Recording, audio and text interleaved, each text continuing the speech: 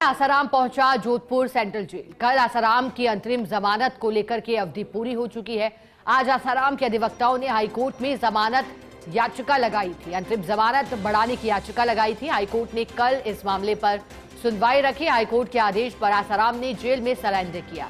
इलाज के लिए हाईकोर्ट ने पूर्व में आसाराम को 31 मार्च तक के लिए अंतरिम जमानत भी दी थी।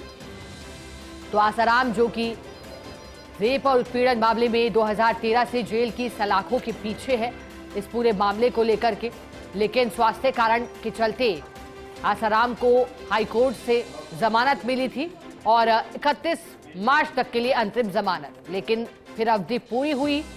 एक बार फिर सेंट्रल जेल पहुंचा आसाराम। ज्यादा जानकारी लेंगे, जोधपुर से सहयोगी शिव प्रकाश हमारे साथ जुड़े हैं। शिव प्रकाश, आसाराम की अंतिम जमानत पूरी हो चुकी है, अब जेल पहुंचा है, क्या अब वापस अंतिम जमानत को बढ़ाने की याचिका लगाई जा चुकी है? शिव प्रकाश जी, मैं बताना चाहूंगा कि आसाराम की ओर से आज ही अधिवक्ताओं ने अंतरिम जमानत बढ़ाने को लेकर के याचिका लगाई थी, लेकिन हाईकोर्ट ने आज ही इस मामले में सुनवाई करने से इनकार कर दिया। उन्होंने कहा कि इस मामले पर कल सुनवाई की जाएगी। चूंकि आसाराम को 31 मार्च तक अंतरिम जमानत दी गई थी और 14 जनवरी को आसाराम बाहर आया था, तो जमानत अवधि कल खत्म हो चुकी थी, इसलिए नियमानुसार आज उन्हें जेल में सरेंडर करना था। तो हाईकोर्ट के आदेश के बाद आज आसाराम यहाँ जोधपुर सेंट्रल जेल पहुंचा और यहाँ जेल में सरेंडर किया गया है। जेल में प्रवेश से पहले आसाराम की तलाशी ली गई, जिसमें पूरी प्रक्रिया के तहत आसाराम के मेटल डिटेक्टर के माध्यम से जांच की गई। आसाराम की के कुछ अंगूठियां और चेन पहनी थी, उनको भी वहां बाहर ही खुलाया गया। और सबसे बड़ी बात है कि 30 मार्च को आश्रम में ही एक सीढ़ियों से गिर जाने के चलते आसाराम के पैर में चोट आई है, तो एक पैर में वह प्लास्टर के साथ जोधपुर सेंट्रल जेल पहुंचे थे।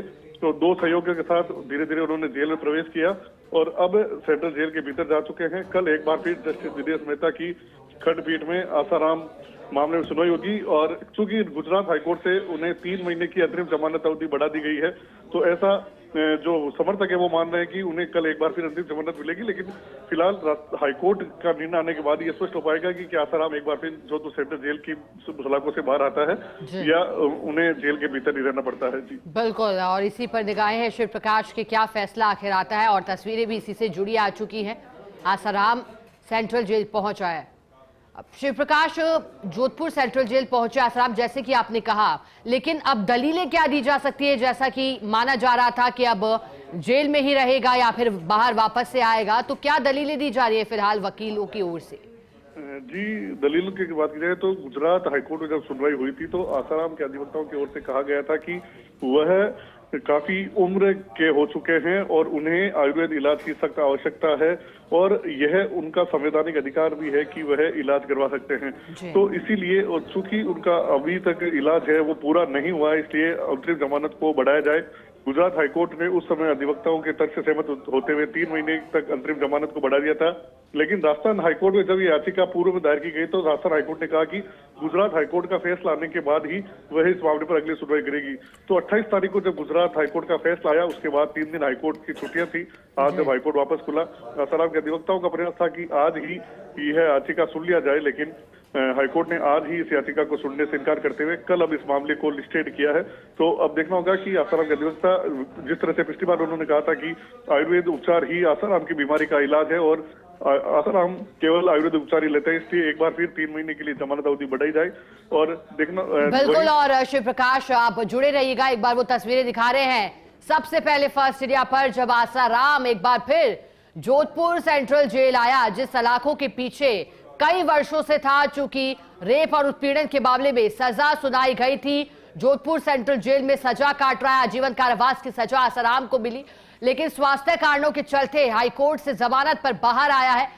अब अंतरिम जमानत चूंकि पूरी हुई है, वापस जेल की सलाखों के पीछे आसाराम पहुंचा। और चूंकि माना जा रहा था, देखिए दलीलें आसाराम के वकील की ओर से यही थी और कोशिश यही थी कि अंतिम जमानत समाप्त से पहले ही जो तारीख है वो अब आगे के लिए एक्सटेंड हो जाए, लेकिन इससे इनकार किया गया तुरंत सुनवाई से। और अब माना जा रहा है कि आगे इस पूरे प्रकरण पर सुनवाई होगी और फिर फैसला इस पर आएगा।